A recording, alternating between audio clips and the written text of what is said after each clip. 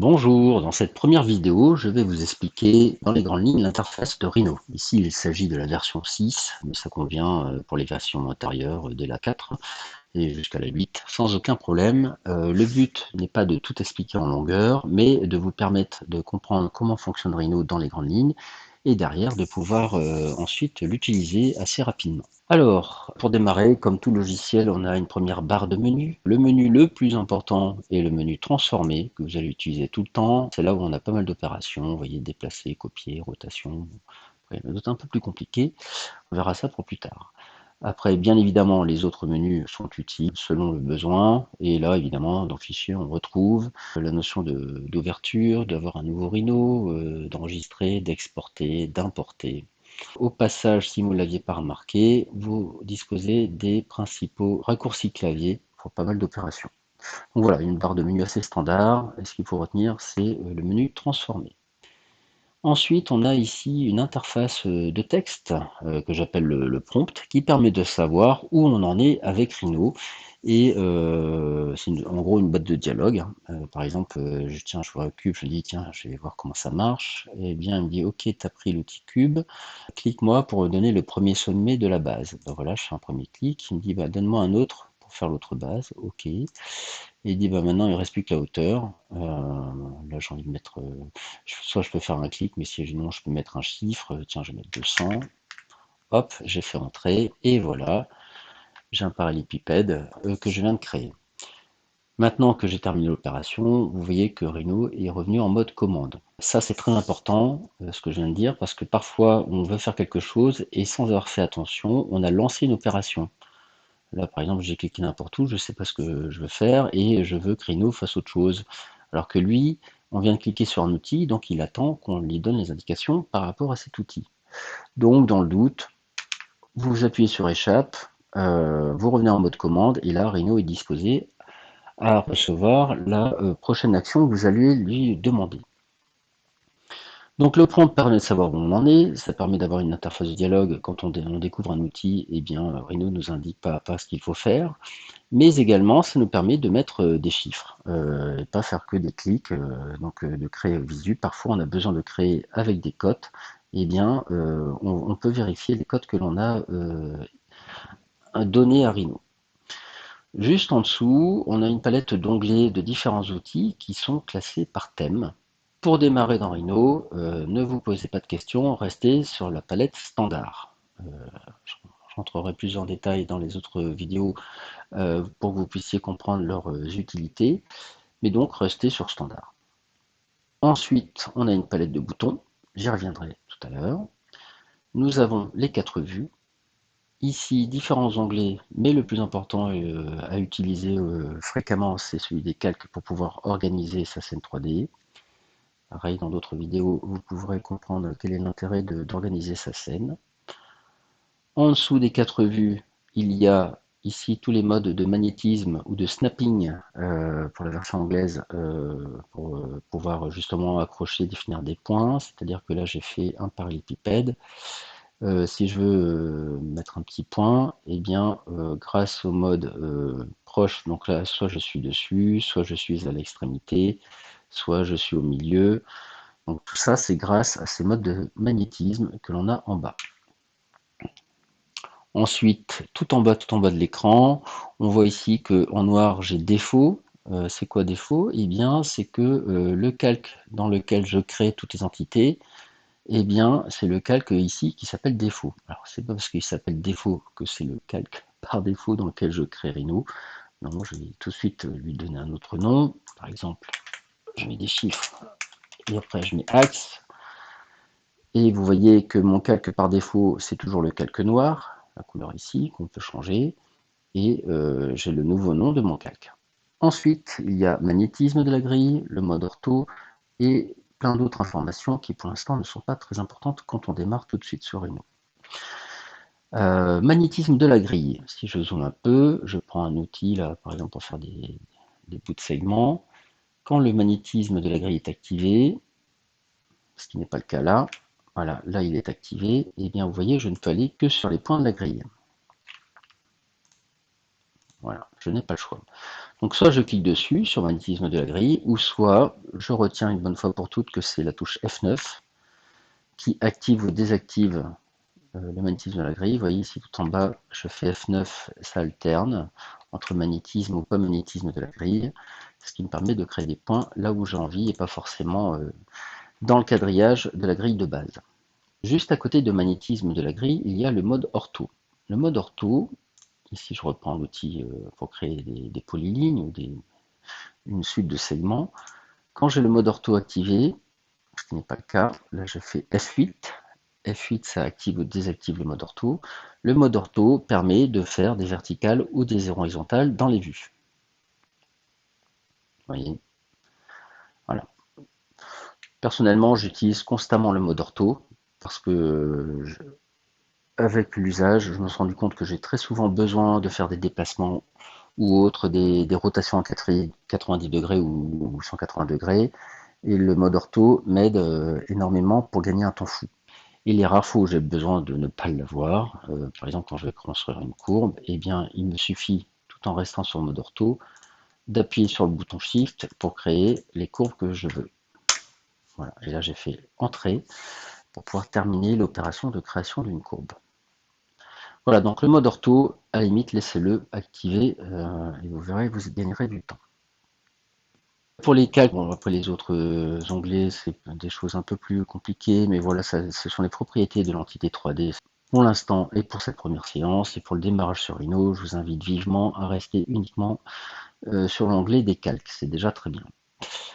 Pour les calques d'ailleurs, on peut créer des groupes de calques. Il suffit là par exemple, je prends le calque 2, je le glisse sur le calque 1 et vous voyez que le calque 2 est devenu un sous-calque du calque 1. Je reviens maintenant sur l'usage des 4 vues. Les 4 vues, en fait, on a 3 vues 2D, la vue de dessus, vue de face, vue de droite et la vue de perspective. Je peux mettre en grand une vue, il me suffit de double-cliquer sur son nom, le nom de la caméra. Voilà, j'ai double-cliqué, j'ai la vue de dessus en grand, je redouble-clique. Là, je veux la perce, voilà, j'ai la perce en grand, je redouble-clique. Pour naviguer au sein de la scène 3D, à l'aide des caméras, hein, parce que ça ce sont des noms de caméras, pour pouvoir zoomer, c'est le bouton de la molette de la souris qui me permet de zoomer et dézoomer, quelle que soit la vue. Le zoom, c'est toujours avec la molette. Ce qui est intéressant avec Rhino, c'est que là où je mets la souris, c'est là où je vais zoomer. Et là où je vais dézoomer. Et donc c'est assez rapide et très pratique. Et ce que je viens de vous dire fonctionne évidemment dans les 4 vues. Pour les déplacements, dans les vues 2D, il s'agit de cliquer sur le bouton droit et de le laisser enfoncer, le bouton droit de la souris, et là je peux faire des déplacements. Dans les versions anglaises, le déplacement c'est PAN, P-A-N. Petite astuce de Rhino qui est aussi géniale, c'est que, je vais mettre en grand écran, voilà, si je veux déplacer dans beaucoup de logiciels, il faut que je clique des clics pour faire des petits mouvements de déplacement alors que je fais un grand déplacement. Et bien dans Rhino, il n'y a pas besoin de faire ça, c'est clic et déclic incessant. Je laisse le bouton droit enfoncé et je translate. Et lorsque j'arrive au bout de la fenêtre, Rhino comprend que je veux continuer mon déplacement et dans ce cas-là, continue le déplacement lui-même. Vous voyez, c'est la souris qui saute et qui revient de l'autre côté de l'écran. Ça, c'est assez génial. Pour les mouvements de caméra dans la perspective, donc je disais, il y a toujours le zoom. Par contre, si je veux faire un déplacement, je me dis, tiens, je vais prendre le bouton droit de la souris. Et en fait, non, il fait une rotation. Donc le clic droit dans la perspective fait une rotation de ma caméra autour de l'objet sur lequel est centrée la caméra, mais il ne fait pas le déplacement de type pan. Pour avoir le déplacement de type pan, il suffit que j'enfonce d'abord, et je laisse enfoncer d'ailleurs, la touche Shift sur mon clavier, et là j'utilise le bouton droit de la souris, toujours, et là je suis en mouvement pan. Voyez, voilà pour les déplacements dans les 4 vues. Donc molette c'est le zoom, clic droit ce sont les déplacements dans les 3 vues 2D, et les déplacements dans la vue de perspective, il faut Shift en plus, parce que sinon, le clic droit de la souris fait de la rotation de caméra. Je vais m'attarder maintenant, avant de terminer cette vidéo, sur cette double barre de boutons pour l'ensemble des outils de création et de retravail des entités 3D. Les deux premiers, alors celui-là je l'utilise jamais, c'est pour pouvoir faire des sélections, mais si jamais je suis sur une commande, comme je disais tout à l'heure, il me suffit de faire échappe. Du coup, à défaut, Rhino attend que je lui donne une instruction, et donc je suis en mode à défaut de sélection. Voilà, donc faites échappe, c'est plus rapide que de cliquer là-dessus.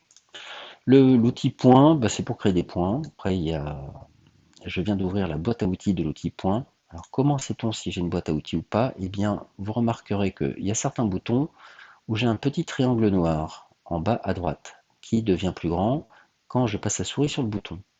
Ça, c'est pour nous indiquer que, au-delà du bouton, j'ai toute une boîte à outils derrière. Pour ouvrir cette boîte à outils, je fais clic droit. Vous voyez là ici, hop, clic droit, j'ai plein d'outils. Donc là ici, l'outil bouton et sa boîte à outils associée me permet de créer un petit point là où j'ai envie. Voilà, je n'utilise que très rarement. Les rares où j'ai besoin d'avoir un point, c'est pour pouvoir utiliser le magnétisme derrière et faire une rotation d'une entité 3D ou d'un ensemble de sélection d'entités 3D autour de ce point par exemple. Ou sinon ça peut faire des mesures éventuellement. Bon bref, l'outil point, on peut, si on en a besoin, c'est là, mais c'est quand même très rare. Ensuite, ça devient intéressant, j'ai toute cette première partie de boutons là que je montre avec la souris, où on peut travailler avec des courbes.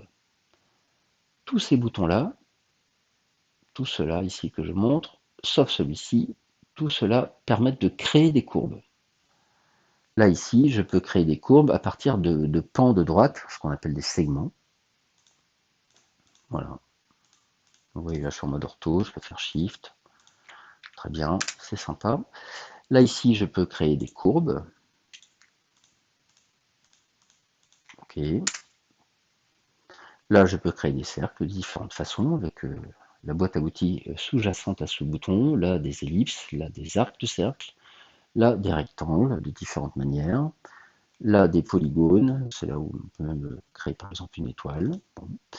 Et là, ici, cet outil-là, et même cette boîte à outils-là, permet de retravailler les courbes. C'est pas dans cette vidéo que je vais vous l'expliquer, mais sachez qu'en gros, tous ces boutons-là permettent de créer des courbes. Et cette boîte à outils-là me permet de modifier, de retravailler les courbes que je viens de créer. Échappe. Ensuite, il y a ces deux boutons-ci, surface à partir de 3-4 sommets, qui est en fait une boîte à outils pour créer des surfaces. Une surface en 3D, c'est vraiment la peau. Si je fais un élément fermé en surface, dans l'esprit de Rhino, ça sera du creux, comme une balle de ping-pong si vous voulez. Dans une autre vidéo, vous verrez comment utiliser ces outils et quel outil utiliser par rapport à ce que vous voulez créer. Mais juste à côté, cette boîte à outils-là permet de retravailler les surfaces. Donc c'est des entités qui n'ont pas d'épaisseur et qui ne donnent pas une notion de contenu ou de volume dans la tête de Rhino. Voilà, donc là je crée des surfaces, là je retravaille mes surfaces. En dessous, on a des primitives 3D, donc des basiques, hein, des cubes, des cylindres, des sphères, des patates, des cônes tronqués. J'en passe, c'est des meilleurs. Ça permet de créer ce qu'on appelle des volumiques. Tout à l'heure, là, quand j'ai créé mon cube, eh bien, dans la tête de Rhino, c'est vraiment un ensemble complet et fermé. Donc, c'est ce qu'on appelle dans d'autres logiciels une volumique. Et chez Rhino, ça s'appelle une polysurface. C'est à savoir. En tout cas, sachez que là, il y a une notion de plein dans la tête de Rhino. D'ailleurs, petite astuce, ici, quand je fais clic droit sur la perspective, je peux lui demander de m'afficher le mode ombré. Et là, je peux voir en 3D la notion de plein de ce volume-là que je viens de créer, à la différence de mes courbes ici qui n'ont pas d'épaisseur et donc qui n'ont pas de couleur. Alors c'est une parenthèse, cette couleur-là n'a rien à voir. Si je voulais faire une image de synthèse avec ce cube, il y aura zéro couleur dessinée. C'est juste la couleur à défaut de mon calque. Comme c'est noir, il n'est pas noir complètement. Et par exemple, si je le mets rouge, voilà, vous voyez, mon cube devient rouge, et d'ailleurs toutes les entités appartenant à ce calque deviennent rouges. Je vais remettre en mode filaire. Donc ici, je crée des volumes. de différentes façons. Et le bouton à côté, bah, c'est la même chose. Là, je crée des surfaces, je modifie les surfaces. Et là, je crée des volumes. Et bien là, ici, j'ai toute une palette d'outils pour retravailler mes volumes.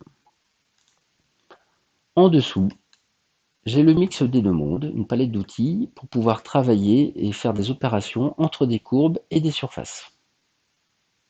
Par exemple, ici, ce bouton-là permet de projeter une courbe sur une surface.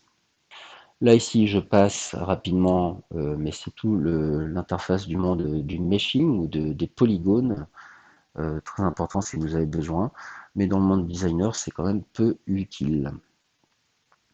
Là, ces deux boutons-là, je passe assez rapidement. Là, ici, ça devient plus important. Ici, c'est l'outil de limiter et là, de diviser. En gros, c'est pour couper, que ce soit des surfaces ou des courbes.